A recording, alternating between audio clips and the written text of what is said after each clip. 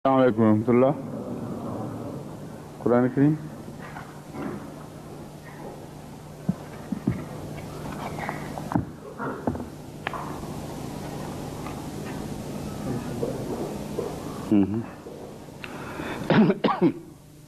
अऊज़ु बिल्लाहि मिनश शैतानिर रजीम बिस्मिल्लाहिर रहमानिर रहीम इन्ना फी खल्क़िस समावाति वल अर्ज़ि वख्तिलाफ़िल लैलि वन नहारि। ये तो वल फुल्किल लती वाली आयत आ गई है, हैं?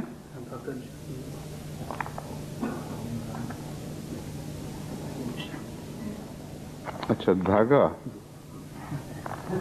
ठीक है। रोज़े में धागे को जिक्र आता है ना, इसलिए उससे धागे का इस्तेमाल किया गया है। अऊज़ु बिल्लाहि मिनश शैतानिर रजीम बिस्मिल्लाहिर रहमानिर रहीम इन्ना फी खल्क़िस समावाति वल अर्ज़ि वख्तिलाफ़िल लैलि वन नहारि लायातिल लिउलिल अलबाब الذين يذكرون الله قياما وقعودا وعلى جنوبهم ويتفكرون في خلق السماوات والأرض ربنا ما خلقت هذا باطلا سبحانك فقنا عذاب النار ربنا إنك من تدخل النار فقد أخزيته وما للظالمين من أنصار। इस आयत करीमा पर दर्स जारी था कल। Hier, j'ai commenté sur ce verset الذين يذكرون الله قياما وقعودا وعلى جنوبهم ويتفكرون في خلق السماوات والأرض. J'ai déjà présenté tous les points que je devais présenter, mais il en reste deux et il est important d'en faire mention. Ces versets ont une autre explication et certains ont présenté cela. En particulier, les Ahmadis du Pakistan ont soulevé cette question ou ont présenté ce commentaire. Quand on commente sur ces versets, certainement, de telles pensées peuvent venir à l'esprit. Il importe de voir si cela est erroné ou pas, et moi je vais devoir corriger cela. Ensuite, que signifie batil? Et quelle est la relation entre ce sujet et faqina adhab an-nar? Le Saint-Coran déclare que on doit méditer à ce sujet. Et le Saint-Prophète Mohammed lui a donné cet ordre en disant que ces personnes qui ne réfléchissent pas sur ces versets seront détruites. Et à ce sujet, j'ai lié des recherches scientifiques avec la spiritualité. Et j'ai déclaré que tant que les recherches scientifiques et les recherches concernant ce bas monde ne sont pas influencées par le souvenir de Dieu, et tant que ces recherches ne sont pas tributaires du souvenir de Dieu, eh bien l'homme ne va pas partir dans la direction de Dieu. Au contraire, il va partir dans la direction d'autre que Dieu. Et il va aussi s'écarter du but pour lequel Dieu lui a confié l'intelligence. En fait, pour être une personne douée d'intelligence, il faut être aussi une personne qui accomplit le dhikr. Quelles que soient les recherches que l'on va faire sans le dhikr, ces recherches vont nous mener dans la direction de l'égarement. Et voilà ce que j'avais présenté auparavant, à savoir que l'on doit méditer sur la création des cieux et de la terre. Il s'y trouve beaucoup de signes, et parmi les signes, il y a que de la nuit sort le jour. L'islam va ainsi par des jours difficiles, mais après ces jours difficiles, matin. Mais le matin est lié avec ce souvenir de Dieu. Voilà le point que je veux présenter ici. Je sais que certaines personnes présentent un autre point, à savoir que ici, cela veut dire que vous devez aussi progresser dans la science, tout comme les gens de l'Occident ont progressé dans la science. Et si vous le faites, vous aurez la suprématie. Apparemment, c'est un sujet très intéressant. C'est quelque chose qui plaît à l'esprit. Mais cela va plaire à qui?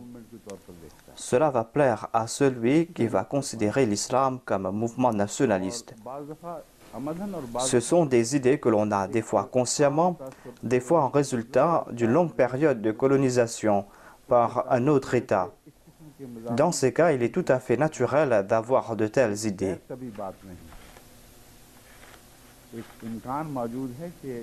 Si une personne douée d'intelligence a vécu sous la domination d'un État étranger, et cela pour une longue période, et le Saint-Coran est en train d'expliquer pourquoi est-ce qu'ils ont pu les dominer. Parce que les dominants ont réfléchi, mais ils étaient dénués de dhikr.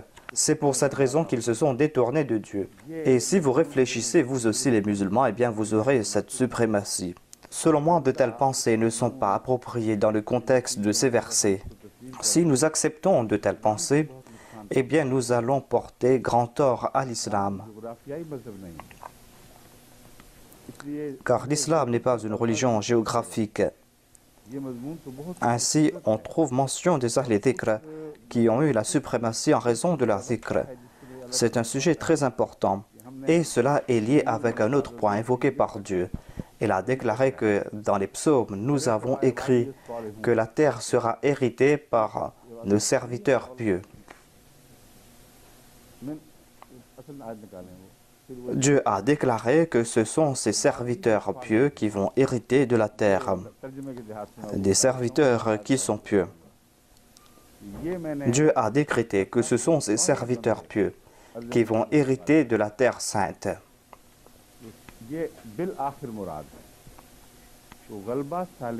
Cela veut dire à la fin, c'est la piété qui va remporter le succès. La suprématie, c'est pour la vertu. La suprématie sera grâce aux bonnes œuvres. La suprématie ne va pas se faire grâce à une religion nationaliste. Si l'on pense que c'est une religion nationaliste dont il est question ici, est-ce que cela veut dire que c'est le Pakistan qui va remporter la victoire ou est-ce que c'est la Malaisie, l'Indonésie ou des pays arabes qui vont remporter cette victoire? Ce sera le comble de la sottise de penser ainsi. Qui vont avoir cette suprématie? Ces mêmes personnes qui se sont écartées de l'islam.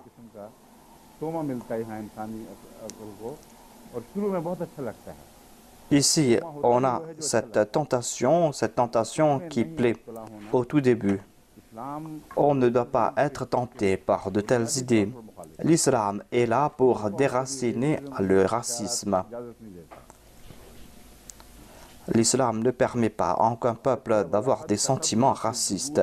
Dans le verset, il est dit وَلَقَدْ كَتَبْنَا فِي الزَّبُورِ مِنْ بَعْدِ ذِكْرِ أَنَّ الْأَرْضَ يَرِثُهَا عِبَادِيَ الصَّالِحُونَ.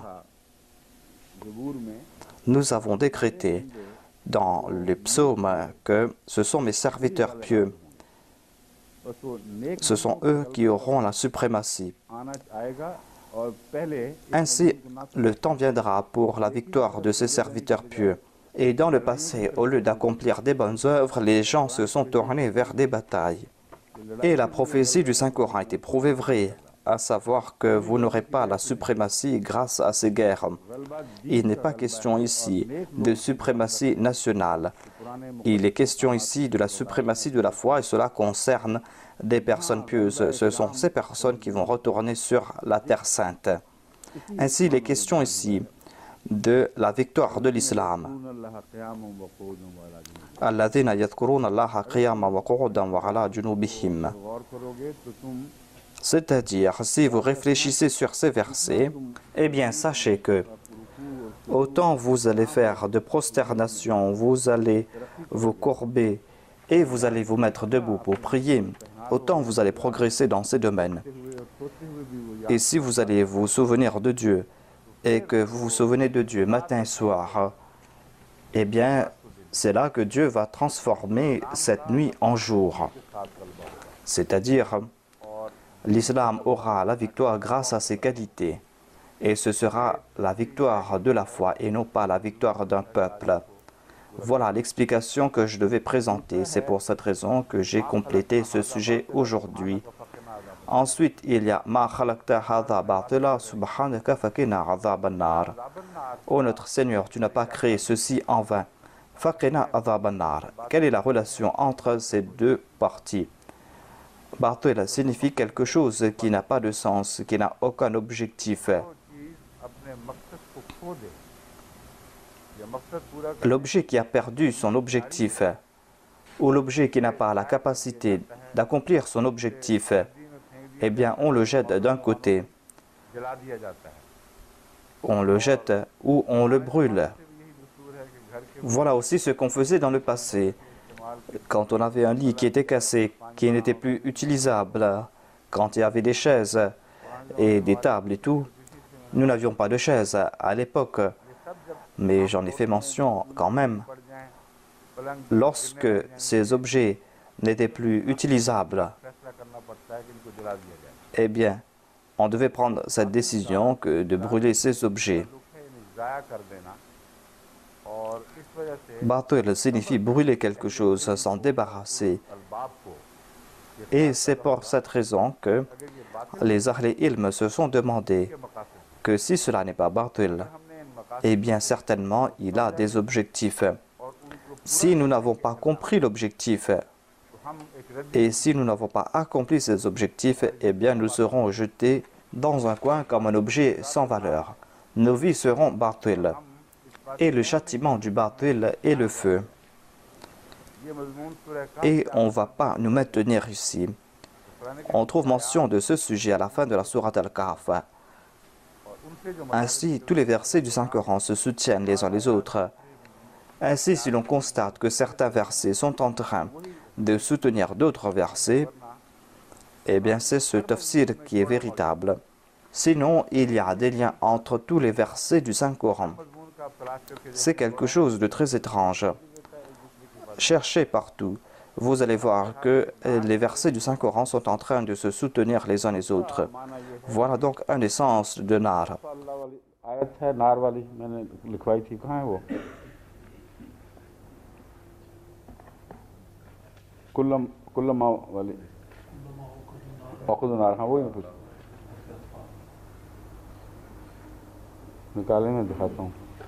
पुराने करीम से साबित है कि नार का लफ्ज़ जंग के लिए भी इस्तेमाल होता है।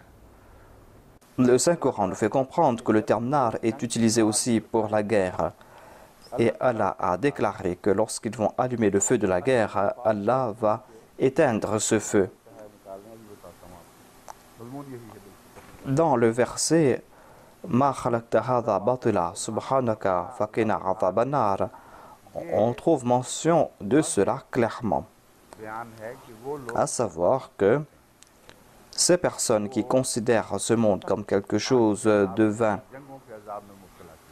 eh bien, ces personnes seront impliquées dans la guerre ou seront jetées dans le feu. Leur progrès scientifique, leurs réflexions ne pourront pas écarter cette destruction qu'ils sont en train de créer de leurs propres mains. Considérer ce monde comme vain va nous mener vers le feu. Et ce concept nous mène vers un autre point. La moralité de ceux qui considèrent ce monde comme inutile n'a pas de base.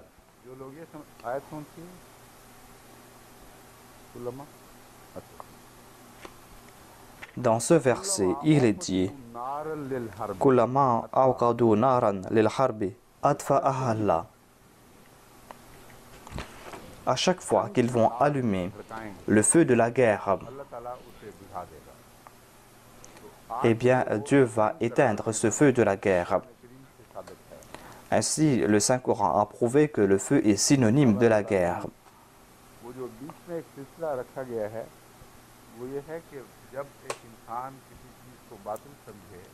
Ainsi donc, quand l'homme considère quelque chose comme inutile, eh bien certainement, il comprend que nous n'avons pas de compte à rendre à ce sujet. On aura des comptes à rendre concernant ces programmes qui ont un objectif. On construit des écoles pour l'éducation. Ce n'est pas un objectif inutile. Mais quand vous avez étudié dans cette école, vous devez rendre des comptes. Tous les États qui respectent la loi ont des comptes à rendre concernant chacune de leurs lois. On ne peut considérer ces gouvernements comme inutiles. Batil signifie le chaos, les troubles. Voilà ce que les lexiques ont expliqué. En résultat du chaos et des troubles, on n'a pas des comptes à rendre aux autres. Ces personnes qui pensent que ce monde est inutile et qu'après notre mort, nous n'auront pas des comptes à rendre, eh bien quand ces personnes prennent des décisions lors des crises, eh bien leurs décisions les mènent vers la destruction. Ce sont des décisions immorales qui mènent vers des guerres. C'est un point fondamental et vous n'allez pas voir de changement à ce sujet. Derrière chacune de ces guerres, il y a de l'immoralité. Et avant qu'il y ait cette immoralité, il y a ce concept que tout cela est inutile. Celui qui remportera la victoire va remporter la victoire. Et le fort va certainement remporter la victoire. Voilà le principe de la force prime le droit. Cela naît dans le ventre de ce qui est batil. Et lorsque cela va prendre de l'ampleur, il y aura des troubles. Il y a des troubles entre plusieurs groupes pakistanais. Ils se demandent qui est le plus fort. Ils abandonnent leurs principes et se liguent avec les puissants. Si vous maintenez vos principes et si vous ne vous prosternez pas devant ce qui est batil, eh bien vous serez soutenu par Dieu. Mais si vous allez vous prosterner devant le batil, eh bien vous n'aurez pas de soutien de la part de Dieu. J'ai déjà évoqué la recherche hier, à savoir que l'on doit faire des recherches. Mais c'est quoi la recherche? Et j'ai dit que la recherche n'a pas de relation avec l'imitation. Et il se peut que certaines personnes n'aient pas compris le sens de l'imitation et que ces personnes pensent que l'égocentrisme est la recherche et pensent que les gens qui font des recherches sont libres et peuvent faire ce qu'ils veulent. Ce sera là le comble de la sottise et ce sera une très grande erreur. Hier, je n'ai pas expliqué cela en détail. Il ne faut pas que les gens ont des malentendus à propos de ce que j'ai dit. Celui qui est en train d'éduquer et celui qui est en train de faire la tarbiya des autres doit marcher sur un fil. Marcher sur un fil est quelque chose de très difficile. Et il faut maintenir son équilibre afin de ne pas tomber. Et cette perche pour maintenir l'équilibre vient de la part de Dieu. Et c'est là qu'on sera à l'abri et c'est là que l'on pourra passer par ces situations difficiles. Et Allah a lié cela avec le califat. Et cela pour tout le temps. Le califat n'est pas là pour vous dominer. Le califat est là pour vous montrer les voies subtiles de la taqwa, afin que vous puissiez prendre des précautions, afin que ne portiez pas dans les extrêmes, et afin que vous marchiez sur le chemin du milieu. Voilà donc la clé du succès. Si vous avez appris à marcher sur ce fil ici-bas sur terre, et que vous ne trébuchez pas, alors sachez que dans l'au-delà, vous allez pouvoir traverser sur ce pont avec succès. Si vous allez tomber ici, vous allez tomber dans l'au-delà. C'est pour cette raison qu'il est très important de pratiquer cela ici. Hier, j'ai déclaré que quand vous allez faire de recherche, vous allez tomber sur des vérités. Dans ce cas, vous n'avez pas à suivre les autres. J'ai cité mon exemple à moi. J'ai dit que je suis votre imam. Et vous allez peut-être vous dire que certainement je dois suivre ce que dit le calife. Voilà ce que j'avais dit là-bas. Mais maintenant je vais expliquer cela afin que tout le monde puisse comprendre ce que je veux dire. Cela se passe quotidiennement. Des fois j'évoque un point qui, selon les experts dans ce domaine de connaissances, pensent que j'ai commis une petite erreur dans la compréhension. Si ces personnes pensent que c'est notre imam et qu'il est soutenu par Dieu et que nous devons accepter ce qu'il a dit et que la science est un mensonge, ce sera une aberration. Et c'est pour cette raison que j'ai dit cela. Il y a le docteur Mujib qui est assis avec moi dans la classe d'homéopathie et des fois j'arrive à mal prononcer un terme technique. वो सुप्रा adrenal cortex याद है डॉक्टर साहब को वाकया? हाँ, adrenal cortex है और दूसरा क्या लफ्ज़ है? हाँ हाँ, ये जो एड्रीनल कॉर्टेक्स क्या चीज़ है और सुप्रा एड्रीनल क्या चीज़ है? Ainsi, une fois, j'ai commis une erreur en présentant quelques termes ayant trait à la médecine. Le médecin était assis devant moi et il m'a dit non, il n'en est pas ainsi, mais cela se prononce ainsi. J'ai dit Alhamdulillah, je l'ai remercié pour m'avoir corrigé.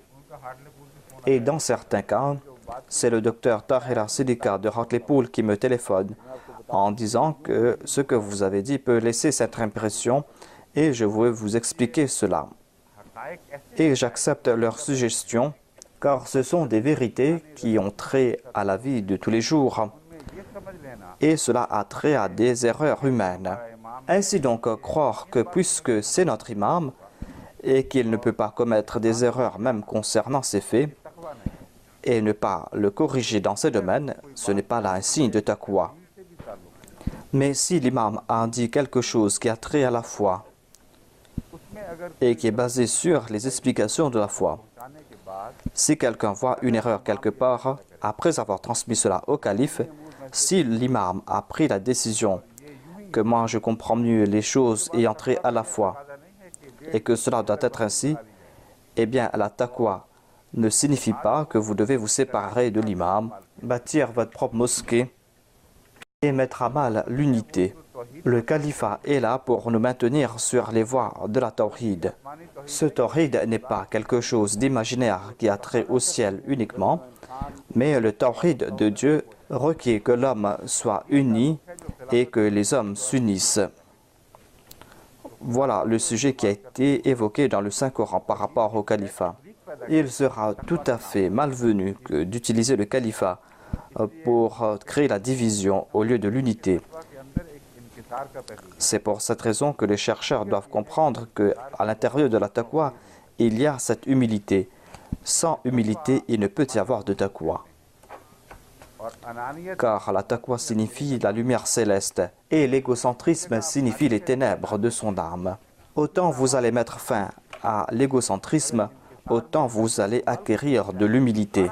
Si vous êtes arrivé au comble de l'humilité, eh bien tout le récipient sera vide pour accueillir la taqwa. Toute la partie que vous allez préserver pour vous sera ténébreuse. Voilà ce que signifie la taqwa. La taqwa qui est dit avec l'humilité. Si la vérité que vous présentez est accompagnée d'arrogance ou d'égocentrisme et que vous dites que moi je suis en train de voir cela et le Coran me dit de dire la vérité, si vous vous entêtez sur cette voie, vous allez vous leurrer. Dieu explique certaines choses à ce doué d'intelligence et l'on doit baisser la tête en toute humilité. Voilà ce qui a été dit à propos d'Adam, c'est-à-dire que l'on doit se prosterner devant Adam. Dieu a expliqué cela, à savoir que c'est nous qui lui avons accordé cette connaissance. Cette connaissance que nous lui avons accordée, même les anges n'ont pas de telle connaissance. La connaissance personnelle est dans une autre catégorie. Concernant la connaissance personnelle, quel que soit son statut, on peut commettre des erreurs. Mais lorsqu'il est trait de ces connaissances qui viennent de la part de Dieu, certainement ces connaissances ont une certaine suprématie sur les autres. Et ceux qui ne baissent pas leur tête devant cette connaissance, eh bien ces personnes vont s'égarer et vont partir dans la perdition. Voilà donc la précaution que vous devez prendre. C'est là une situation très périlleuse. C'est comme si on est en train de marcher sur ce fil avec une perche entre les mains. Mais quand vous faites vos recherches, vous devez vous cramponner à la vérité. L'autre point important, c'est que vous ne devez pas rejeter les vérités en raison de vos croyances.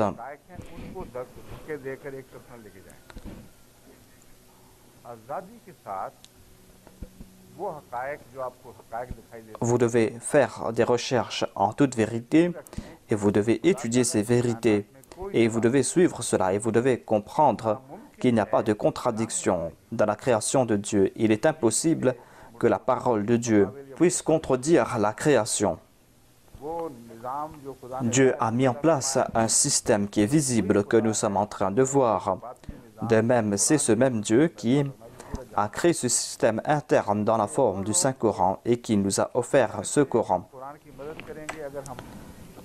Quant à ceux qui pensent que nous allons aider le Saint-Coran, si tout d'abord nous allons chercher des points qui soutiennent nos croyances, certes c'est une bonne intention, mais s'ils trouvent des choses qui sont contraires à ce qu'ils croient et qu'ils pensent que maintenant on ne peut pas aller de l'avant, eh bien de tels comportements sont infondés. C'est là que l'on doit prendre des précautions. Certainement, la création ne peut contredire le Saint-Coran. Si vous voyez quelques contradictions, eh bien, il y a deux options. Soit que vous êtes fautif, et comment pouvez-vous remédier à cette situation? Votre vision ne sera peut-être pas bonne tant que vous ne parlez pas avec ceux qui sont doués de connaissances. Mais vous ne pourrez pas dire que moi, je suis en train de voir quelque chose de noir, mais certainement c'est quelque chose de blanc. Vous devez faire l'istighfar. Vous devez prier, « Oh mon Seigneur, je suis en train de voir cette contradiction ici. Soit que je n'ai pas compris le Coran, soit que je n'ai pas compris cette loi de la nature qui est devant moi. » La possibilité de commettre ces deux types d'erreurs peuvent créer différentes situations. En de telles occasions, on doit se tourner vers ceux qui sont doués d'intelligence, c'est-à-dire ceux qui ont été évoqués dans le Saint-Coran comme ceux qui sont doués d'intelligence.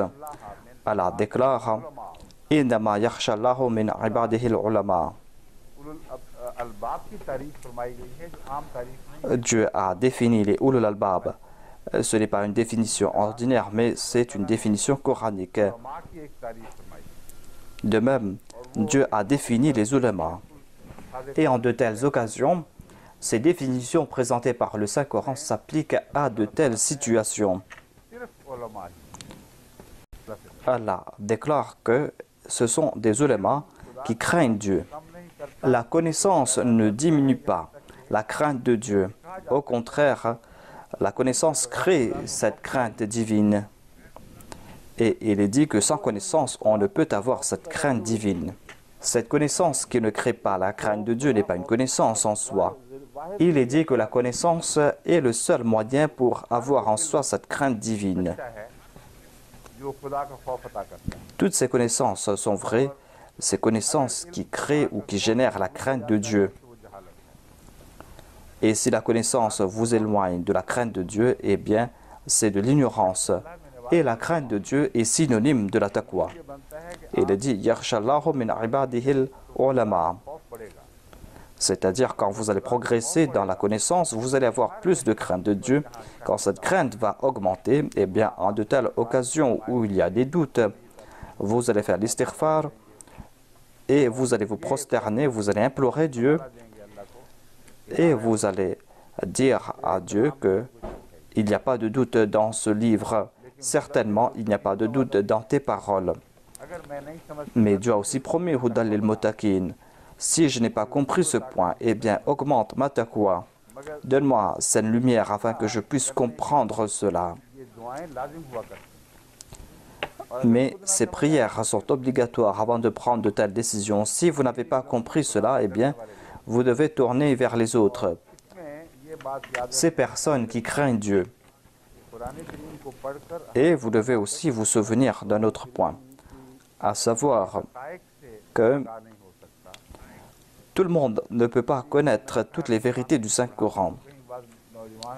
Quand j'ai dit que vous devez enseigner le Saint-Coran, Les jeunes ne doivent pas comprendre que nous avons appris la traduction du Saint-Coran et que nous pouvons présenter le Coran comme nous voulons.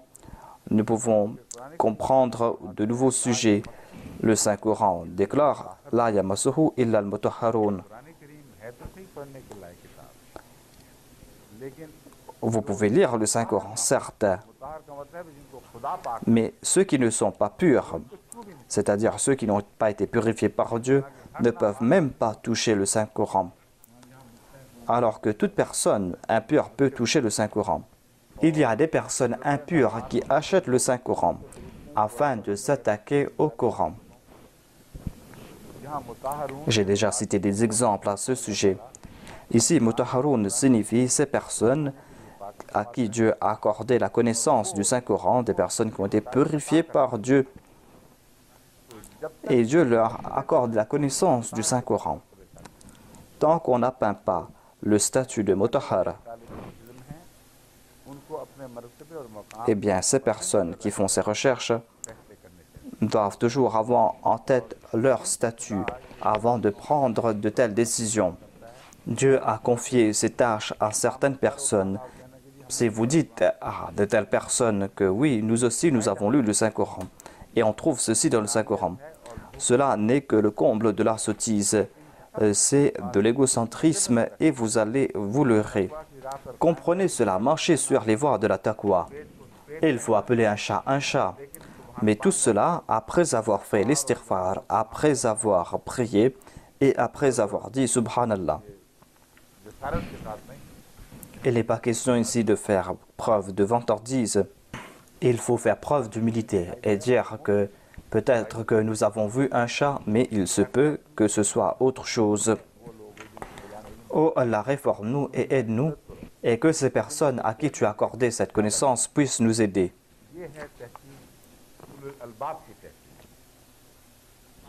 Voilà comment les ulul albab font leurs recherches. Et ils se souviennent de Dieu à chaque fois lorsqu'ils usent de leur intelligence. Ainsi, je pense maintenant qu'il n'y aura pas de malentendu concernant ce que j'ai dit hier.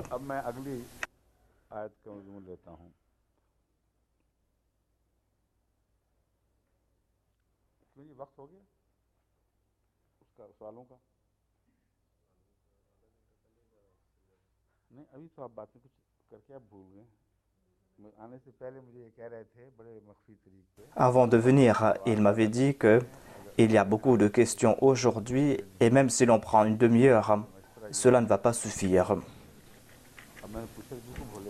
Et maintenant, il me dit qu'il a tout oublié.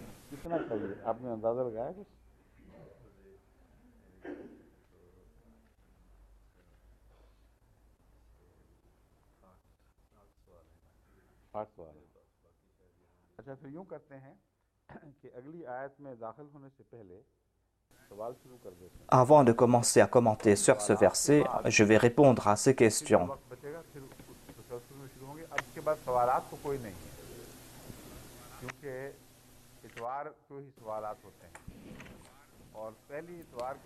On pose des questions généralement le dimanche et nous avons terminé les premières questions du premier dimanche hier. Je ne vais pas répondre à ces questions, je vais commenter sur le verset. S'il y a des points urgents, eh bien, je vais les prendre en considération.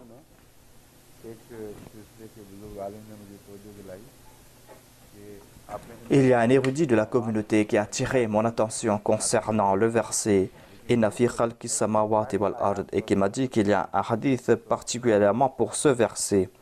Mais il y a d'autres hadiths qui concernent tous ces versets. Il a aussi évoqué un autre hadith dans lequel il est dit que détruits seront ces personnes qui ne réfléchissent pas à ce sujet. Mais j'ai parlé de tout cela. Mais je pense que certaines personnes s'endorment lorsque je suis en train de parler. Hier même, j'ai parlé à ce sujet et j'ai reçu cette lettre hier soir. Cela concerne donc les faiblesses humaines. Nous les hommes, nous sommes tout à fait faibles. Nous trébuchons des fois, nous dormons. Il y a un seul qui ne dort pas, il y a un seul qui ne trébuche pas. La ta'khudhuhu sinatun wa la nawm. C'est Allah, lui seul. C'est pour cette raison que l'on doit dire Subhanallah en de telles occasions.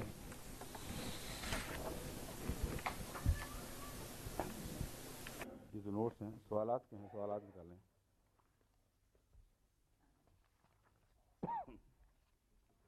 हाँ, इसी तरतीब से।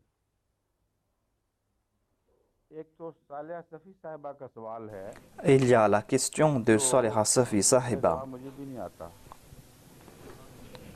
Et je ne connais pas la réponse à cette question. और अभी तक ये खालिश बाकी है।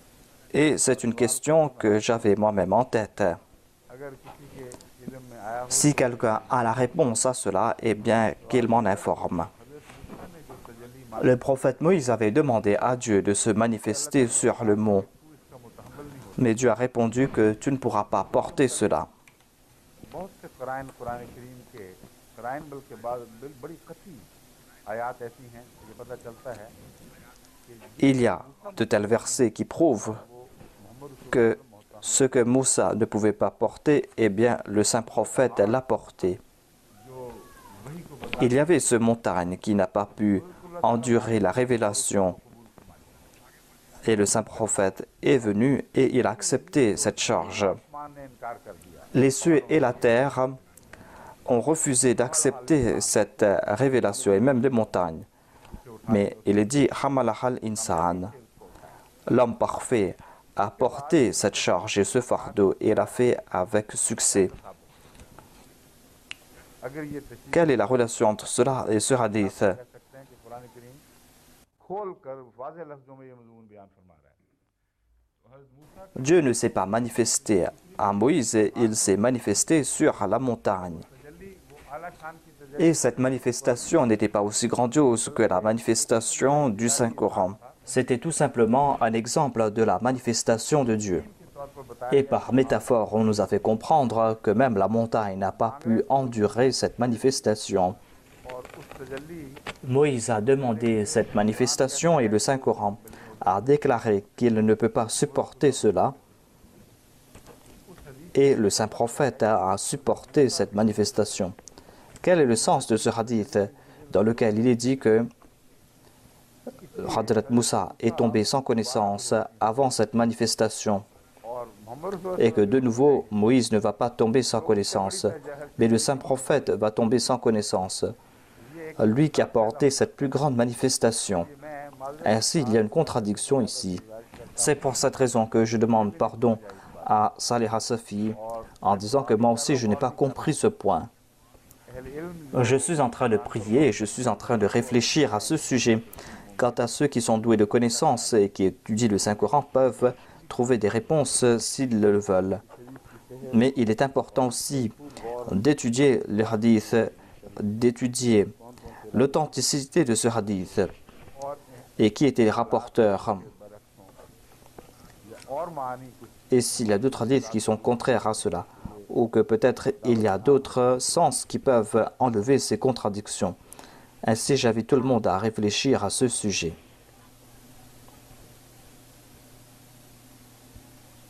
एक सवाल है मोहम्मद अनवर साहब बाल्टीमोर का Baltimore Il y a une question de M. Mohamed Anwar de Baltimore. देखा तो बड़ी चीज़ है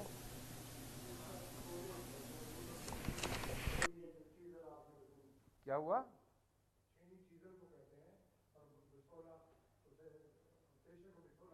हाँ मगर छेनी का Urdu J'ai demandé est-ce qu'on utilise le terme Cheni dans la langue ourdou pour signifier un burin. क्या था छेनी को पंजाबी में तो छेनी कहते हैं J'avais des doutes concernant le mot Cheni, car dans la langue punjabi, on utilise Cheni pour qualifier un burin. Et j'ai demandé si dans la langue ourdou, il y a un autre mot pour qualifier un burin.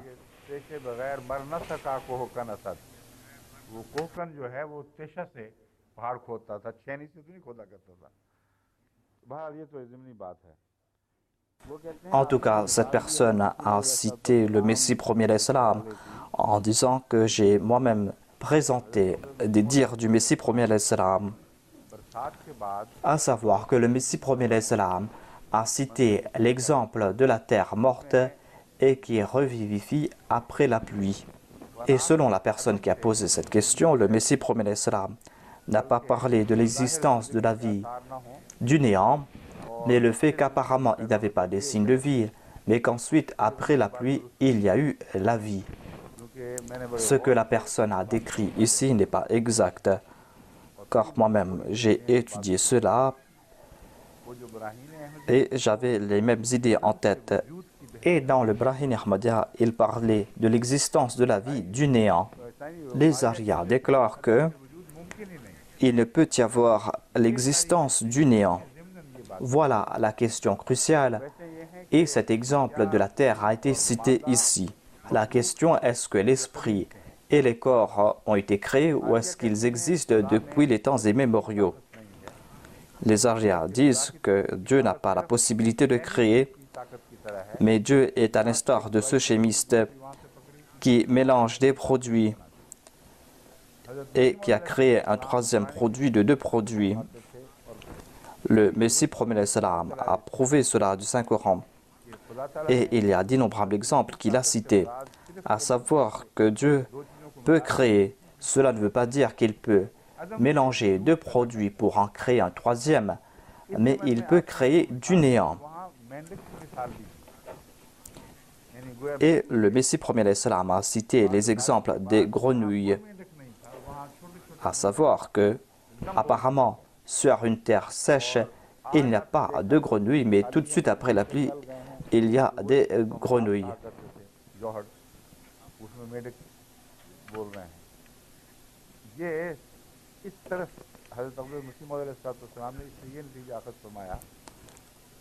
Le Messie premier salam a cité cela en exemple et nous a fait comprendre que c'est là une existence de ce concept de la création du néant. C'est-à-dire la vie commence à exister du néant. Les scientifiques ont fait de grandes recherches à ce sujet et il y avait un groupe qui avait accepté cela et on appelait cela la génération spontanée et la génération non spontanée.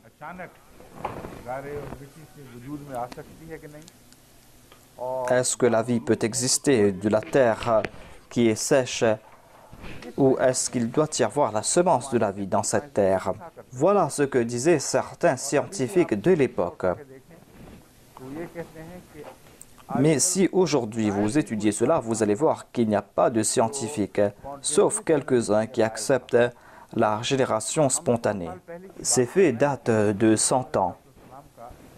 Et ce n'était pas le résultat de l'étude personnelle du Messie premier salam, mais c'était des choses qui étaient rapportées par des scientifiques de l'époque.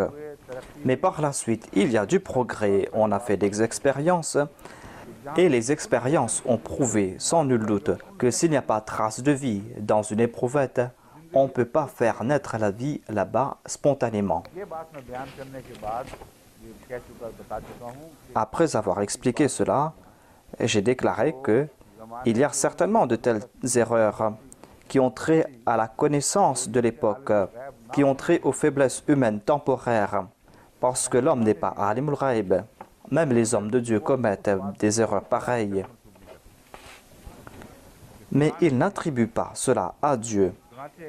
Ils n'ont jamais déclaré « c'est Dieu qui m'a dit cela ».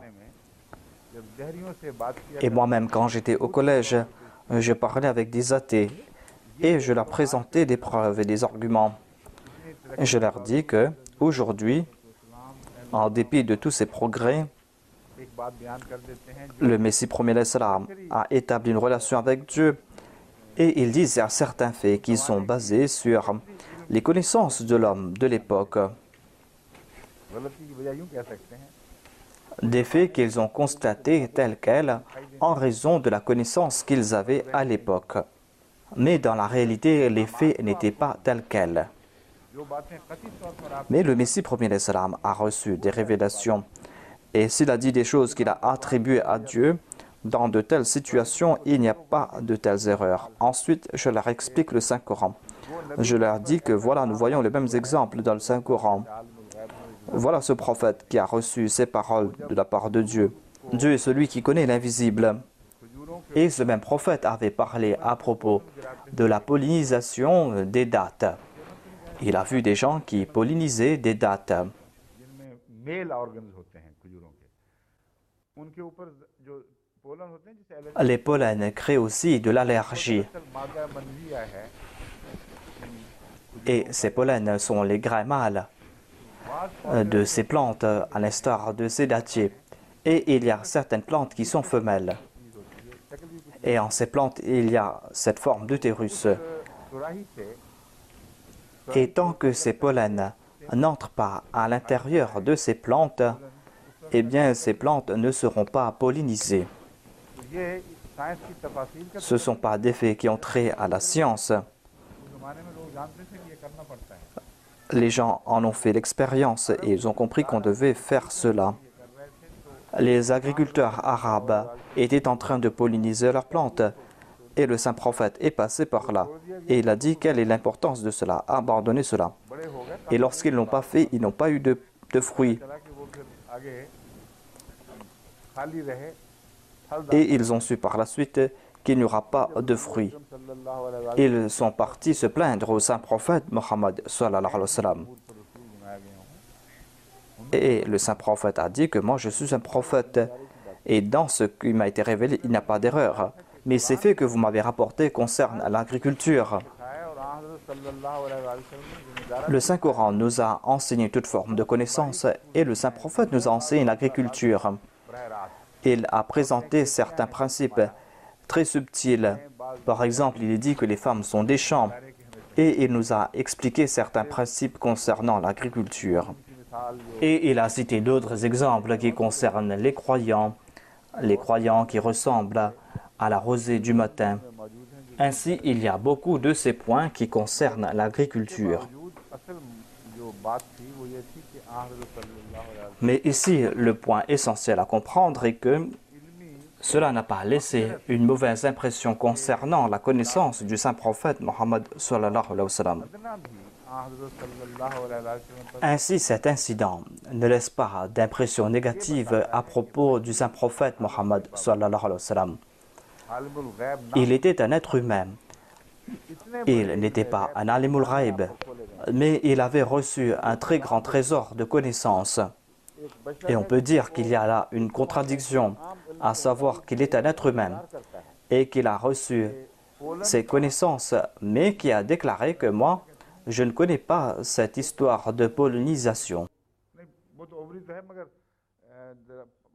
नबातात के लिए भी ओवरी रहता है लफ्ज़ कुछ और है stigma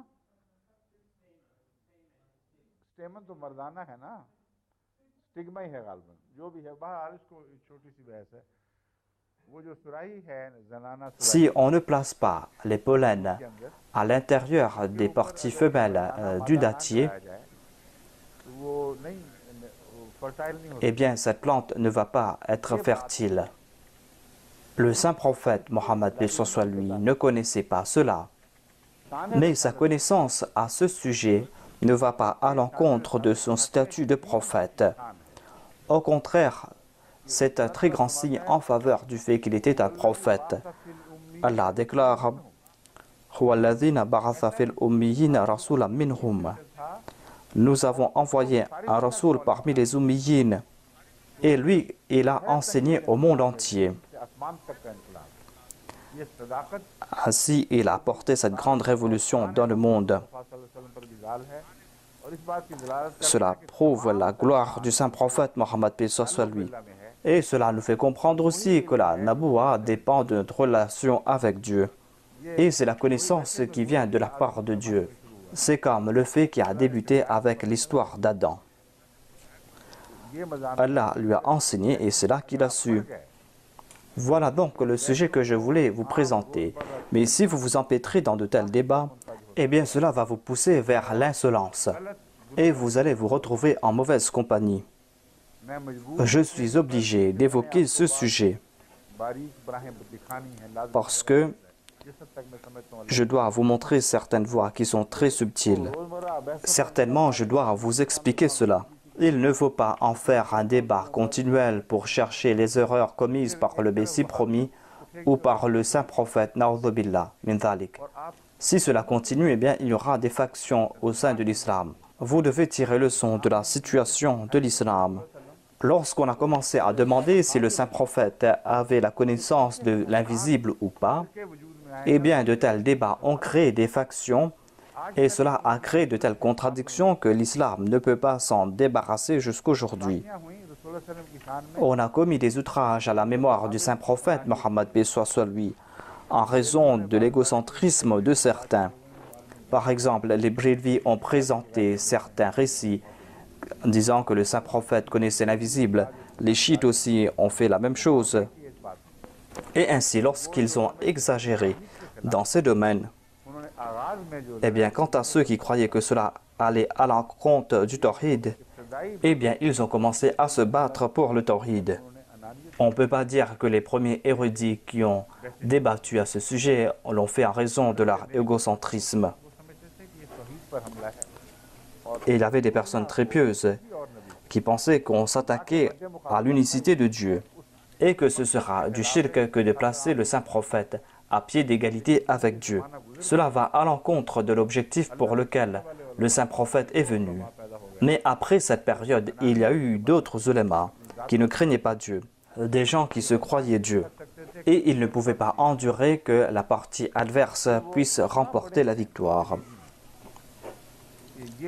Ensuite, leur insolence a été si effrontée. Et on a publié de tels ouvrages au Pakistan à ce sujet. Et au nom de l'unicité de Dieu, ils ont poussé si loin leurs propos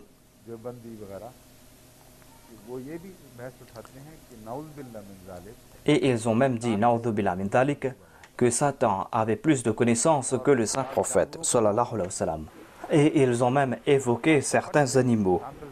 On tremble en lisant cela. Comment de telles personnes ont pu imaginer cela à propos du saint prophète Mohammed paix soit sur lui?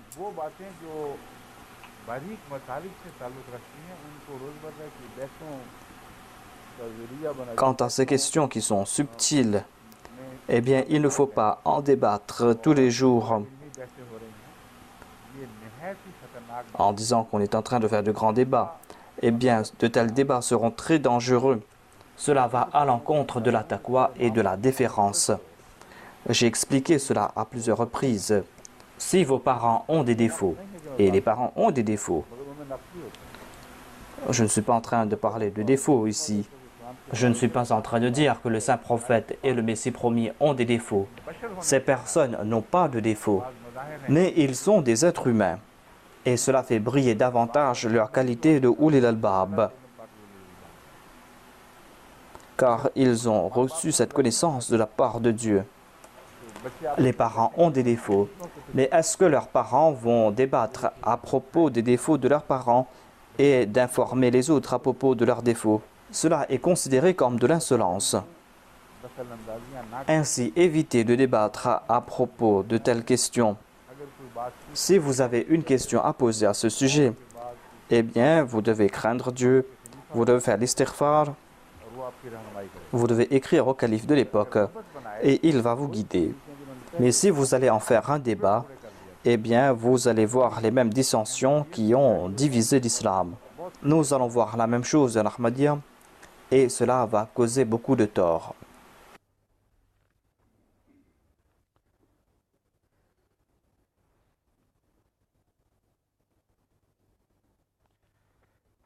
ये एक सवाल है वो हवालों वाले आपने अलग कर दिए कहीं रखे हुए अच्छा ये है वो सवाल हर हवाला उस मुतलका सवाल के नीचे लगाएं जो मैंने आपको इकट्ठे कराए थे ना ताकि ढूंढना ना पड़े Amatul Qayyum Sahiba सवाल करते हैं Il y a une certaine Amatul Sahiba qui a posé une question qui concerne Hadrat Yahya. Et elle a déclaré que le saint prophète Mohammed paix soit sur lui avait vu Yahya et Isa alayhi salam au même endroit. Quelle est la sagesse derrière cela? Il n'y a pas de secret derrière cela, c'est quelque chose d'évident. Ces prophètes ont vécu à la même période et dans une certaine mesure, ils avaient les mêmes statuts. C'est Dieu qui connaît leur statut véritable. mais ils avaient vécu à la même période et sont passés par les mêmes situations. Et il y a eu certaines similarités entre eux, des similarités que Dieu leur a accordées.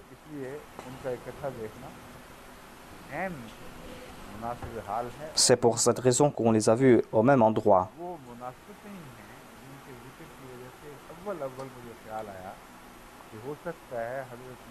C'est pour cette raison que j'ai pensé que peut-être que Yahya n'a pas été tué. Et cela en dépit du fait que je pense que certains prophètes peuvent tomber en martyr. C'est pour cette raison que je veux vous expliquer la similarité entre les deux. Par exemple, il est dit « Ya Yahya khudil kitaba bil quwa wa a'taynahu al-hukma sabiyya » Nous avons dit à Yahya « Cramponne-toi au livre » et nous l'avions enseigné la sagesse alors qu'il était tout enfant.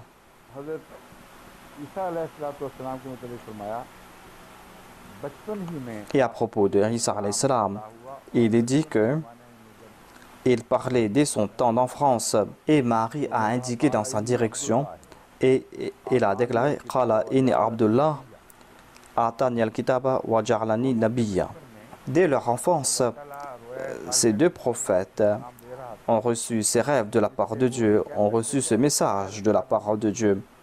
Ils pouvaient dire qu'ils allaient être des prophètes, même s'ils n'ont pas apporté des livres. Allah leur a fait comprendre qu'ils auront un très grand statut.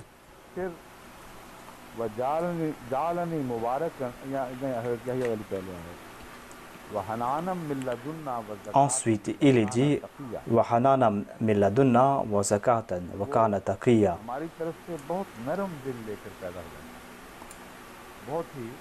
Et il est né avec de la tendresse de cœur de notre part. Et il possédait de grandes qualités. Ensuite, il est dit wa zakatan. Ici, le terme zakat a plusieurs sens. Le terme zakat a plusieurs sens dans ce contexte. Un sens sera qu'il était la personnification de la zakat. Et il a été prouvé concernant Hadrat Yahya qu'il a fondé une jamaat, tout comme le Messie avait fondé une jamaat. C'étaient des gens qui s'étaient dépossédés complètement de leurs biens. Ils avaient tout donné en zakat, comme s'ils ne possédaient rien.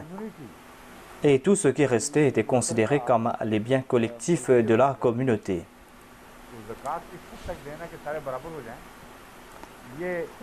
Donc, ainsi, il a tout donné en zakat. Voilà ce qui a été dit ici, à savoir qu'il était la personnification de zakat. Et à propos de Jésus, il a été dit wa ja'alani mubarakan aynama kuntu wa awsani bis salati waz zakati ma dumtu hayya. Et Dieu m'a donné l'ordre de payer la zakat là où je serai. Est-ce qu'il est toujours vivant ou pas? Sur ce ciel, Dieu n'avait vu que Jésus-Christ et Hadrat Yahya. Est-ce qu'ils sont en train de s'offrir la zakat les uns aux autres? Quel sera ce genre de zakat?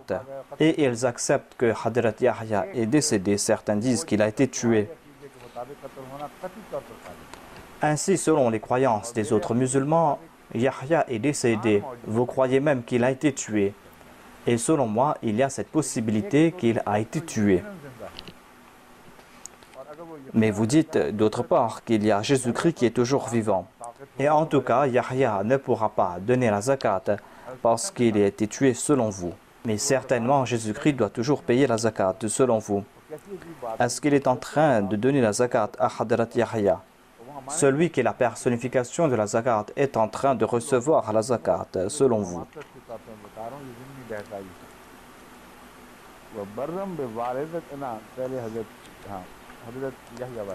Ensuite, il est dit à propos de Hadrat Yahya wa baram bi walidayhi wa lam yakun jabbaran aswiya. Le Saint-Coran est en train de présenter ici Hadrat Yahya Dieu est en train de donner des informations concernant Hadrat Yahya. Et ces fatwas viennent de la part de Dieu.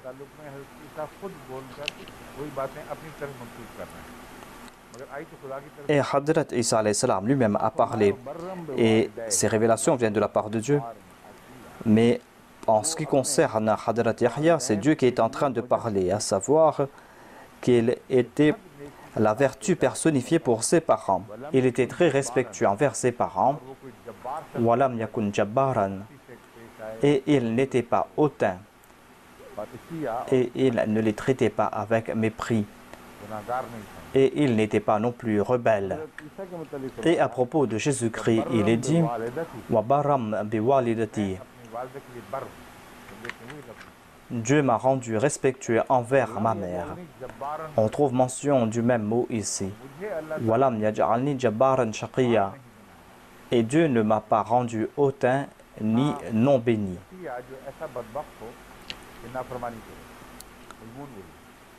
Shaqiya est celui qui est rebelle. Ensuite, on trouve d'autres faits pourquoi ces deux prophètes devaient être au même endroit.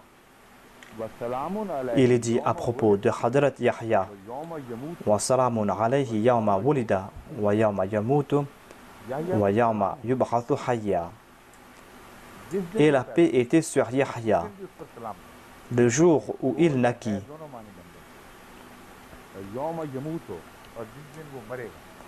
et le jour où il mourut.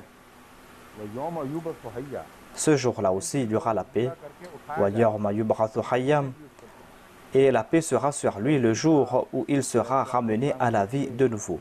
Et à propos de Hadrat Isa alayhi salam, le Saint-Coran déclare Wa salamu alayya yawma wulidtu wa yawma amutu wa yawma ub'athu hayya. Et la paix était sur moi le jour où je suis né, et la paix sera sur moi le jour où je mourrai, et le jour où je serai ramené à la vie de nouveau. Il y a donc de grandes similarités entre ces deux prophètes. On a répété les mêmes paroles dans les deux cas. Et nous disons à propos de Jésus-Christ qu'ici il a déclaré Yawma amutu, c'est-à-dire qu'il n'a pas été tué, qu'il était en vie et qu'il est décédé de mort naturelle par la suite. Et le Saint-Coran nous a expliqué les deux méthodes par lesquelles le saint prophète va quitter ce bas monde. Afa imata aw qutila. C'est-à-dire, on a séparé la mort du meurtre. Ensuite, à propos de Hadrat Isa, il est dit amutu. Et on a utilisé le terme morte pour Hadrat Yahya. Et on n'a pas utilisé le terme qatl. Sinon, Dieu aurait déclaré Yawma uqtal. Ce sont des arguments très forts et on doit aussi étudier cela. Tout cela n'est pas le résultat des faits du hasard. C'est pour cette raison que les paroles du Messie premier l'Islam seront toujours là, à savoir qu'on n'a pas trouvé de preuves indéniables concernant le meurtre d'un prophète, alors que des prophètes ont été tués. Il a dit ces deux choses. Tant qu'on n'a pas prouvé cela, ce verset va nous pousser à faire ces recherches.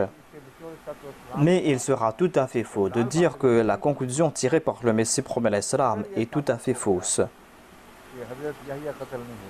S'il a été prouvé que Hadrat Yahya n'a pas été tué, eh bien ma foi est que cela va prouver aussi que Hadrat Sayyid Ahmad Sahib n'a pas été tué. Si on a prouvé que Hadrat Yahya a été tué, eh bien on va aussi prouver que Sayyid Ahmad a été tué. S'il a été prouvé que les deux cas sont douteux, eh bien Dieu seul sait ce qui s'est passé. Mais la conclusion du Messie promet l'Islam sera toujours là. C'est ainsi qu'il ne faut pas arrêter les recherches en croyant, na'udhu billah, que si on fait ces recherches, eh bien cela pourra aller à l'encontre des objectifs du Messie promet l'Islam. Il est impossible qu'une recherche faite concernant la vérité puisse contredire les objectifs du Messie promis alayhi salam.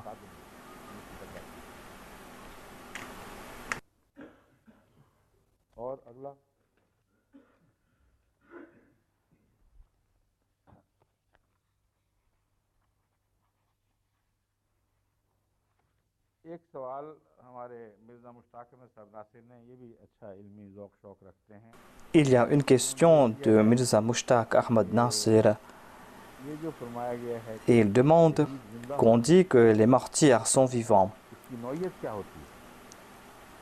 Eh bien, dans quel sens les martyrs sont-ils vivants? मैं उनको कैसे समझा सकता हूँ? Il m'a demandé d'expliquer cela. Comment est-ce que je peux expliquer cela? Le Saint-Coran déclare à ce sujet Bahya'aou walakin la tash'urun. Mais vous ne pouvez pas comprendre cela. Le Saint-Coran a déjà déclaré que vous ne pourrez pas comprendre cela. Eh bien, comment est-ce que je pourrais vous faire comprendre cela? Acceptez qu'ils sont vivants. Ils sont vivants d'une manière que nous ne comprenons pas. दूसरी बात उन्होंने ये फरमाई है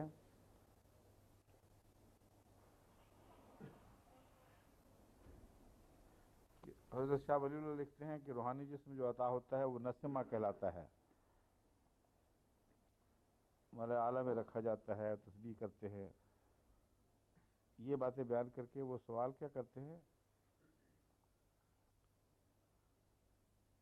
Il demande si, avant d'entrer au paradis, on va recevoir un corps spirituel. Il n'a qu'à chercher la référence là où il l'a trouvée. हम बयान कर रहे हैं,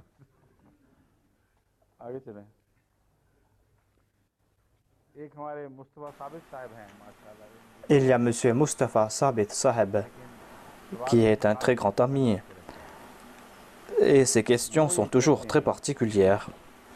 उनका अरबी से खत है जो ना अंग्रेजी का, जो अंग्रेजी Il a envoyé sa question en langue anglaise et je vais présenter sa traduction dans la langue ourdou. क्योंकि उर्दू कर रहा हूँ, उर्दू में तर्जुमा पेश करता हूँ।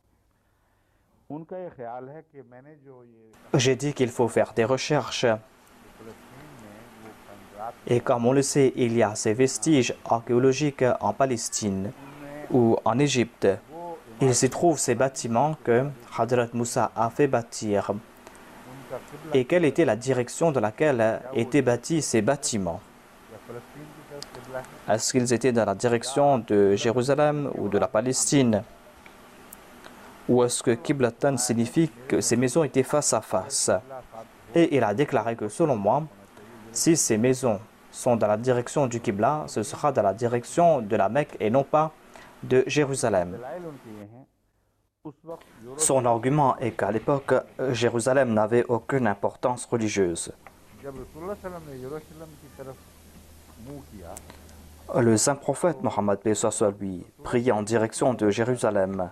Pourquoi Dieu lui a donné la permission de se tourner dans la direction de Jérusalem pour un certain temps, au lieu de se tourner dans la direction de la Mecque, qui était plus important que Jérusalem? यरूशलेम की मजहबी अहमियत ज़ाहिर हो Et que l'on connaisse l'importance religieuse de Jérusalem ou pas. है, वो किसी मादी इमारत की तरफ नहीं, Selon moi, la Qibla n'indique pas un édifice physique, mais c'est un signe de l'unité. अल्लाह के Allah savait très bien où allait se bâtir ce centre. Israeli हैं, Dieu avait déjà choisi comme Jérusalem pour le centre des Hébreux et pour Moïse et pour ceux qui l'ont précédé. मुकर्रर फरमा रखा था हमेशा, और अभी भी है। तो खुदा के इल्म में है, जब वो Et Jérusalem est toujours leur centre. को समझा दिया होगा Quand Dieu a déclaré « Tournez-vous dans la direction de la Qibla », il leur a fait comprendre que vous devez vous tourner dans une seule direction afin qu'il y ait cette unité parmi vous.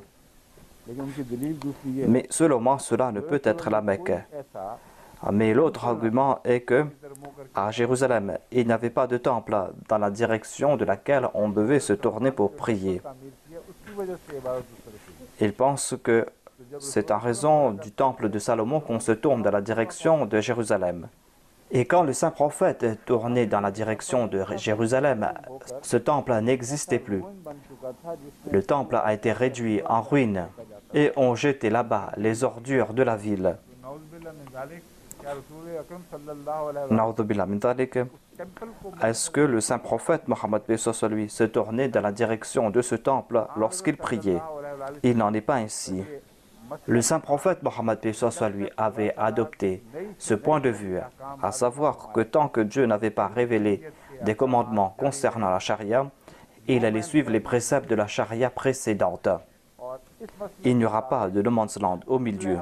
Et c'est ainsi qu'il s'est tourné dans la direction de la première Qibla. La sunna du saint prophète nous a fait comprendre que la première Qibla n'était pas la Mecque, mais Jérusalem. Et en dépit du pèlerinage à la Mecque, aucun peuple n'avait reçu l'ordre de se tourner dans la direction de la Mecque pour prier. Ainsi donc, si auprès du saint prophète Mohammed paix soit lui, la première Qibla sera la Mecque et il n'allait pas se tourner dans la direction de Jérusalem.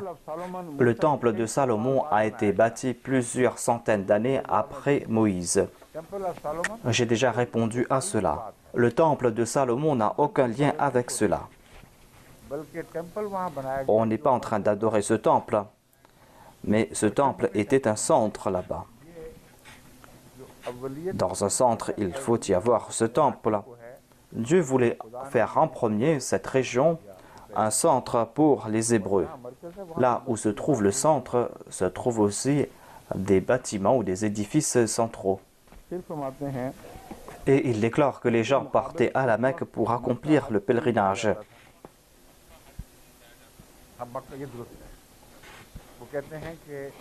Cela est exact. Et il déclare qu'à l'époque du prophète Moïse, les gens partaient à la Mecque pour accomplir le pèlerinage, alors qu'il n'y avait pas encore de temple. Mais est-ce que les gens ne visitaient pas la Mecque à l'époque du saint prophète pour accomplir le pèlerinage? Si venir à la Mecque pour accomplir le pèlerinage signifie que cela doit être le Qibla, eh bien, les gens venaient à la Mecque à l'époque du prophète Moïse et les gens venaient en plus grand nombre à l'époque du saint prophète. Mais quand même, le saint prophète se tournait dans la direction de Jérusalem. Est-ce que le saint prophète n'a-t-il pas compris cette sagesse? Pourquoi est-ce que je dois me tourner dans la direction de la Palestine alors que les gens viennent à la Mecque?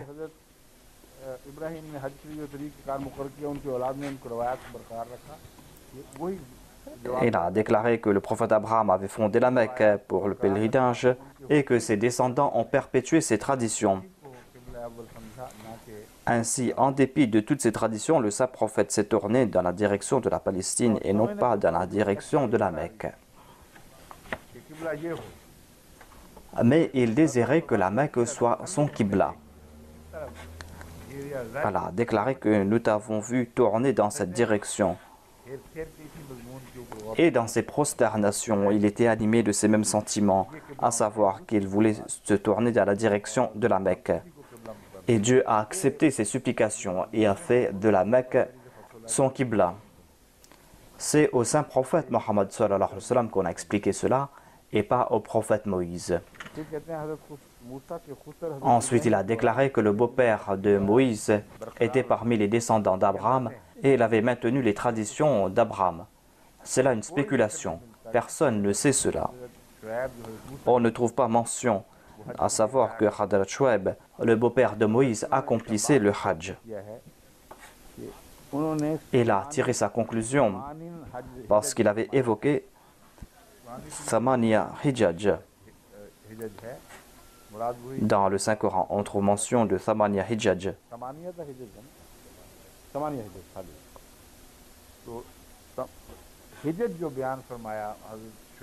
Hadrat Shuaib avait évoqué les 8 années comme condition pour Moïse.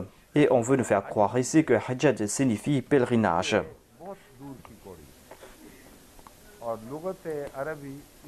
Il n'en est pas ainsi. Et la langue arabe ne soutient pas cette explication. On comprend grâce à l'usage de la langue arabe.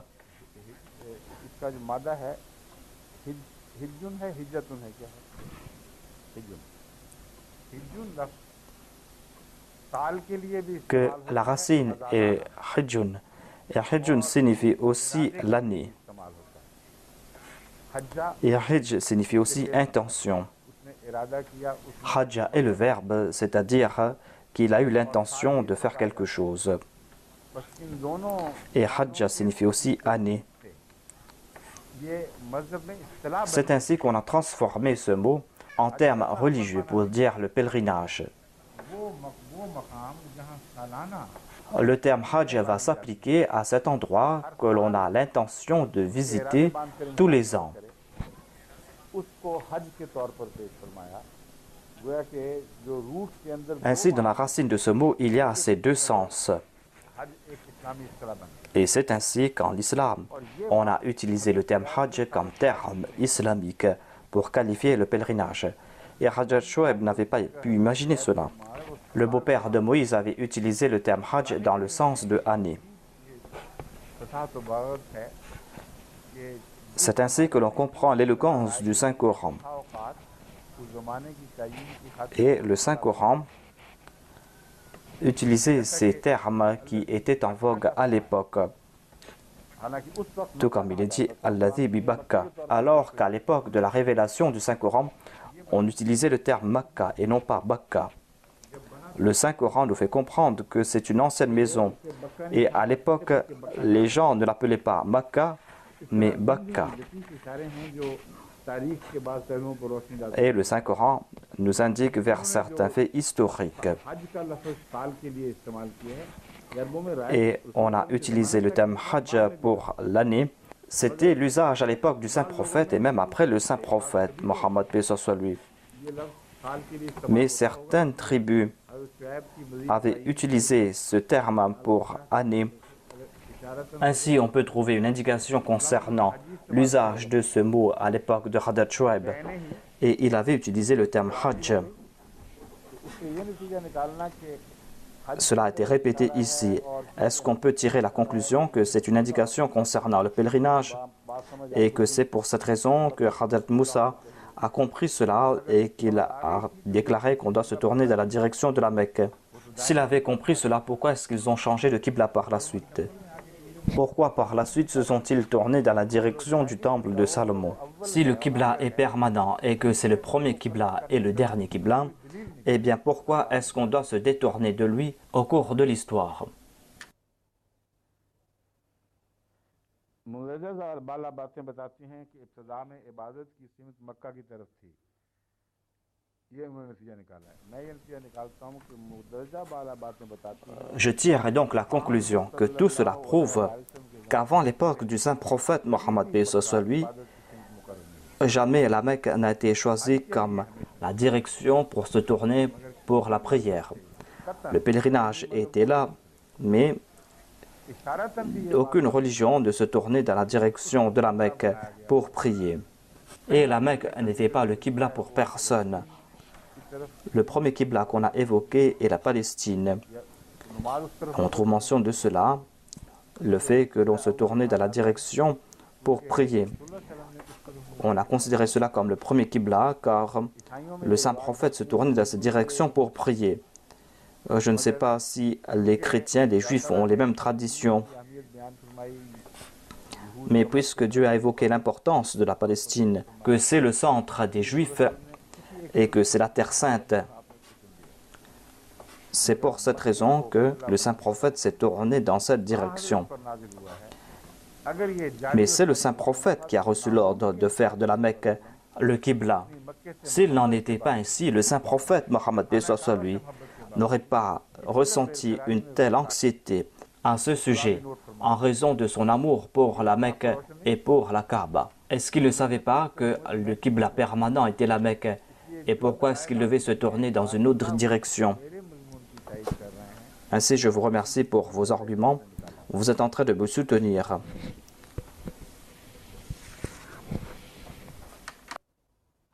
फिर कहते हैं मुदज्जज बाला बातें तो बताती हैं इसके बाद कहते हैं Ensuite, la personne qui a posé la question déclare que Jérusalem a été le centre des Hébreux lorsqu'ils ont été expulsés à Babylone pour la première fois, जबकि temple ou lorsque le temple a été détruit par la suite après un avertissement émis par Jésus-Christ.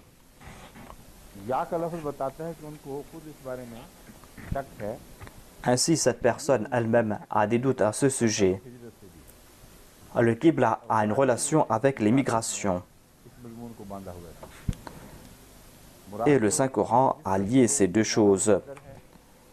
Il est dit ici que vous êtes destiné de partir dans une direction Et vous devez toujours vous tourner dans cette direction. Vous devez vous souvenir de cela. Vous ne devez pas oublier cette direction. Sinon, il n'y a pas de relation entre l'ibada et la direction. Et le Saint-Coran, après avoir évoqué tout cela, a déclaré فَأَيْنَمَا تَوَلُّوا فَثَمَّ وَجْهُ اللَّهِ.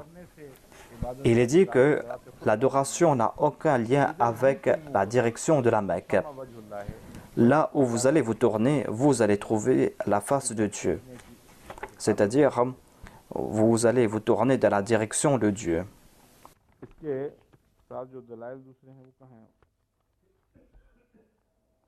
Ensuite, il y a d'autres arguments qui sont basés sur le Saint-Coran.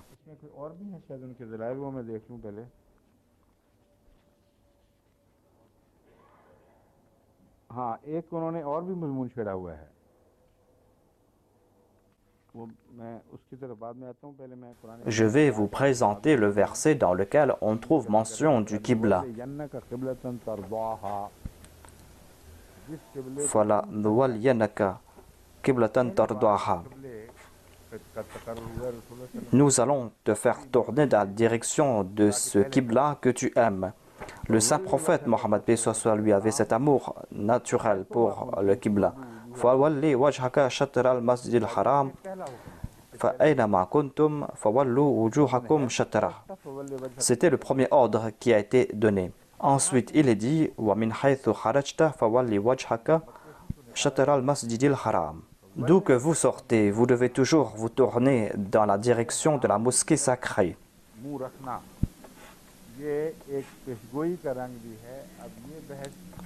C'était une prophétie. Et on peut se demander si ce verset a été révélé à la Mecque ou à Médine. Ici, cela n'a pas de relation avec la question. Car tant qu'on n'est pas retourné de l'émigration, ce verset sera une prophétie. Dans cette prophétie, il est dit que nous allons vous faire retourner à la Mecque. Certainement, c'est une promesse que vous allez retourner à la Mecque. En ce qui concerne ces directions, eh bien, dans cette même sourate Al-Baqarah, il est dit وَلِلَّهِ الْمَشْرِقِ وَالْمَغْرِبِ. L'Occident et l'Orient appartiennent à Allah.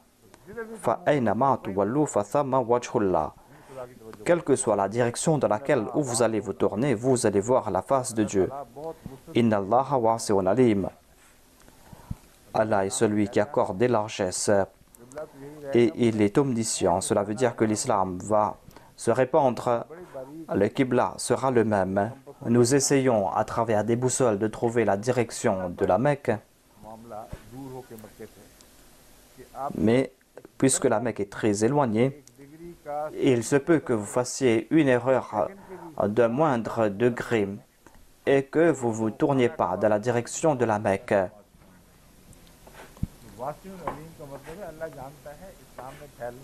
Wasi'un alim signifie qu'Allah sait très bien que l'islam va se répandre. Et ne croyez pas que vous ne pourrez pas rater la Mecque. Faites des efforts, tel est l'ordre de Dieu, mais votre intention c'est de tourner dans la direction de Dieu. Là où vous allez vous tourner, vous allez trouver Allah. Quand j'étais parti en Espagne, j'ai essayé de trouver la direction dans laquelle se tournaient ces mosquées par des moyens modernes.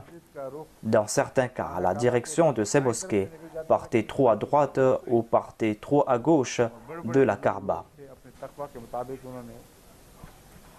C'étaient des personnes très pieuses qui avaient fait bâtir ces mosquées et qui avaient pris toutes les précautions pour bâtir ces mosquées. Ce n'était pas des erreurs de leur part, mais cela dépendait de la connaissance qu'ils possédaient à l'époque. Ils n'ont pas pu faire davantage. Mais Dieu est en train d'éloigner ces doutes en disant que vous devez vous tourner dans sa direction. Même si vous n'arrivez pas à tourner dans la direction de la Mecque, vos prières doivent atteindre Dieu.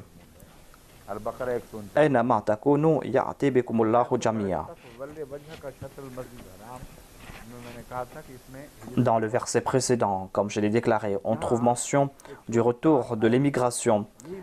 Et dans le verset 149 de la sourate Al-Baqarah, on trouve mention du même sujet.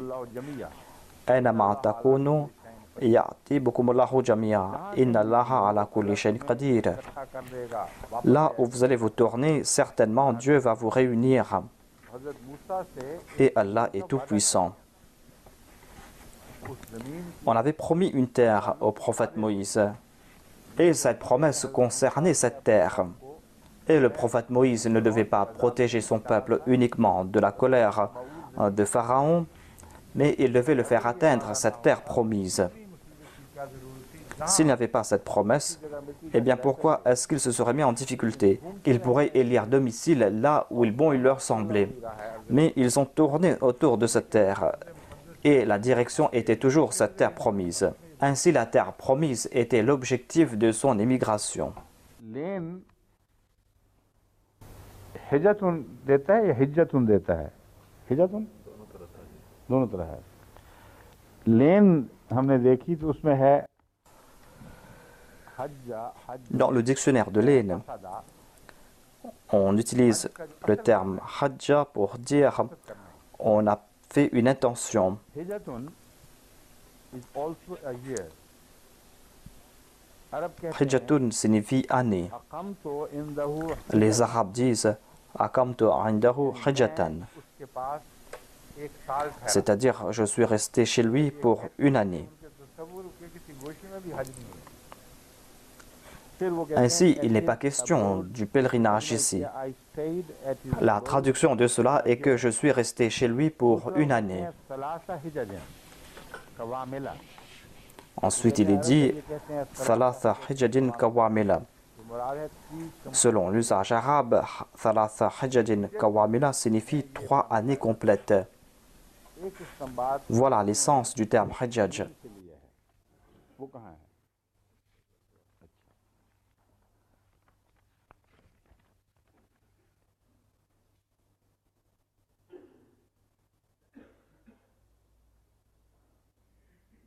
कहते हैं आपने जो ये इस्तेमाल किया है कि हज़रत मूसा अलैहिस्सलाम Et il a déclaré que की मुद्दत से खुद गायब j'ai tiré cette conclusion que Moïse est resté là-bas ou à Madian pendant 8 ans ou 10 ans tout au plus.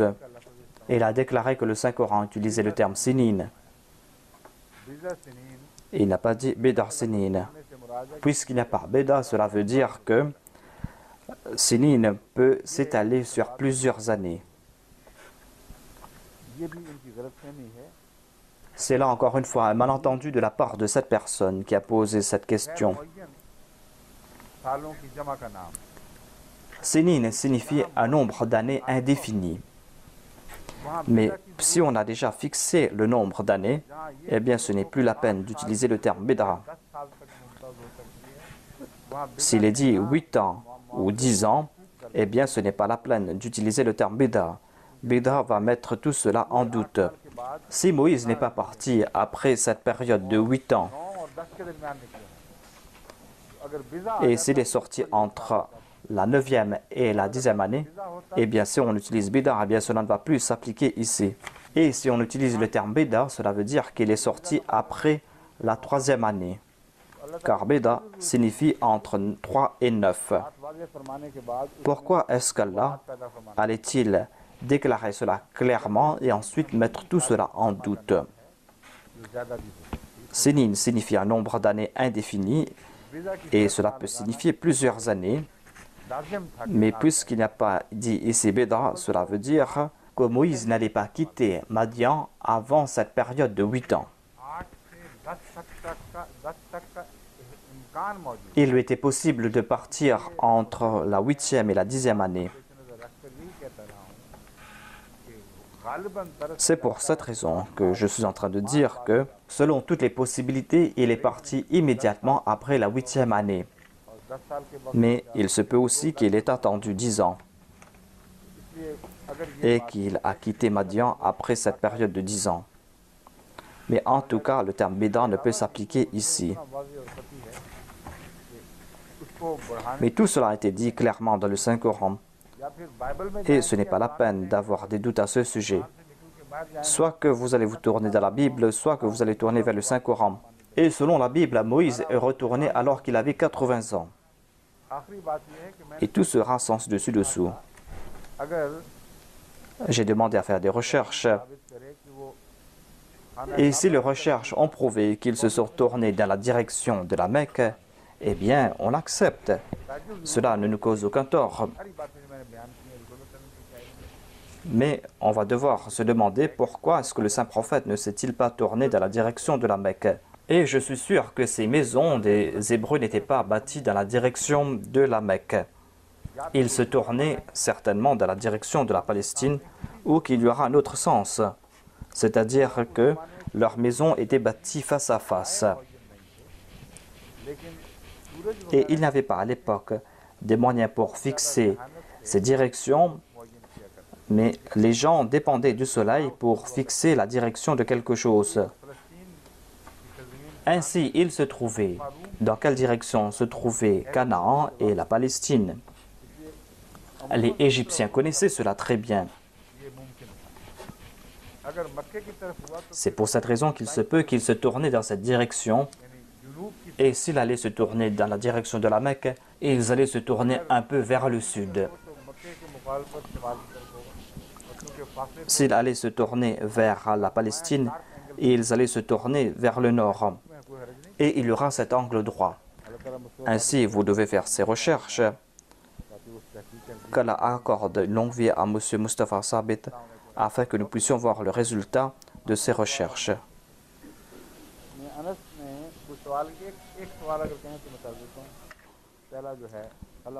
Je peux répondre à une seule question concernant Khalaqal insana min salsalin kal fakhar. On a posé une question à ce sujet, à savoir que vous avez tiré cette conclusion du Saint-Coran, qu'il y a eu une évolution guidée. Et le Saint-Coran a évoqué les étapes de cette évolution. Comment petit à petit, graduellement, la vie a débuté et comment la vie est arrivée à son apogée. Et Mia Anas a déclaré que vous avez évoqué l'étape de Salsal. Et le Saint-Coran a déclaré Salsalin kal fakhar. Et ailleurs, le Saint-Coran a déclaré Walakad khalaqnal insana min salsalin min hamain masnoun. Nous l'avons créé d'une boue noire. Il n'y a pas ici de contradiction.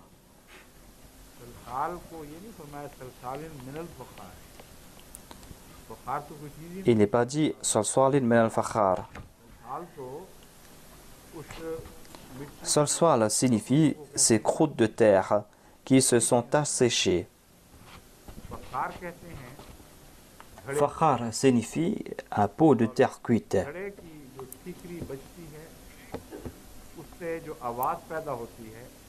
Et les morceaux de terre cuite créent un son. Et voilà le sens de fakhar. C'est-à-dire, ce sont des morceaux de terre cuite qui font du bruit. Ce sont des terres cuites qui créent ce son. Voilà la racine de ce mot. Voilà les sens présentés par les lexiques arabes. Ensuite, il est dit Salsalin min hamain masnoun. Et j'ai déjà expliqué cela à plusieurs reprises. Et c'est pour cette raison que j'ai cité cette référence. J'étais en train de dire qu'il y a eu une évolution chimique. Et au tout début, il y avait cette étape où il y avait de la matière inorganique qui s'est transformée en matière organique. C'est-à-dire les briques de la vie ont commencé par de la matière organique. Et pour créer la matière organique, on a besoin de la vie. Voilà donc le cercle. Et j'ai dit que les scientifiques ont présenté leurs recherches et ils ont essayé de répéter cela dans leur laboratoire. Et ils ont compris qu'il est possible que cela se soit passé ainsi. Ainsi, avant qu'il y ait la vie, eh bien, il se peut que du ciel se soient tombées ces matières qui ont transformé les matières inorganiques en matière organique. Et par la suite, j'ai compris que ce processus est réversible. जो पानी के अंदर जब तक पानी में रहेगी Ce sont des matières qui, tant qu'elles seront dans l'eau, vont retourner à leur état premier. Ainsi, c'est un cercle qui sera perpétuel. Tant que ces matières seront dans l'eau, ces matières vont retourner à leur état premier. Quelle est la solution? Et les scientifiques ont fait des recherches à ce sujet. Ils ont cherché ces endroits où il se peut que cela s'est passé.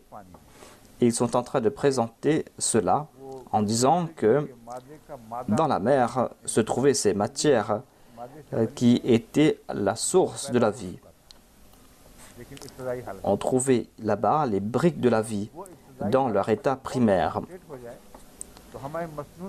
Mais si cela commence à se concentrer, eh bien, cela va se transformer en Hamaïn Masnoun. Hama signifie cette boue dans laquelle il n'y a plus de vie. Ainsi, le Saint-Coran nous fait comprendre qu'il n'y avait pas uniquement de l'eau qui était présente, dans laquelle il y avait ces produits ou ces matières, mais il y avait aussi cette boue qui était présente. Dans cette boue, il y avait ces matières organiques et qui s'étaient concentrées. Ainsi, on peut dire que c'était comme de la boue qui s'était décomposée. Ainsi, on a fait tourner cette eau et on a jeté cette eau dans un endroit et cela s'est transformé en terre cuite. Les scientifiques disent que les rayons de soleil étaient si puissants que cette terre a été cuite et cela s'est transformé en morceaux de terre cuite. Et sur ces morceaux de terre cuite, s'il y avait du silicone sur cela, eh bien, ces matières allaient se transformer en une autre matière. Cela a été prouvé aussi par la science. Ainsi, dans cette chaleur torride et dangereuse, il y aurait eu ce processus et il y aurait eu ce progrès et cela allait se transformer en cette matière organique. Et si l'eau retournait dans cet endroit, eh bien, cette matière qui avait progressé dans le soleil peut retourner dans l'eau et aller progresser indéfiniment.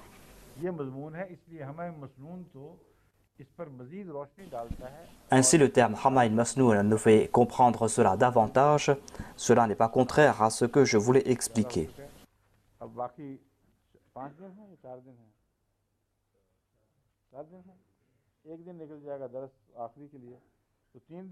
Je vais essayer de terminer la sourate Al-Imran au cours de ces 3 jours. Sinon, on va voir cela plus tard.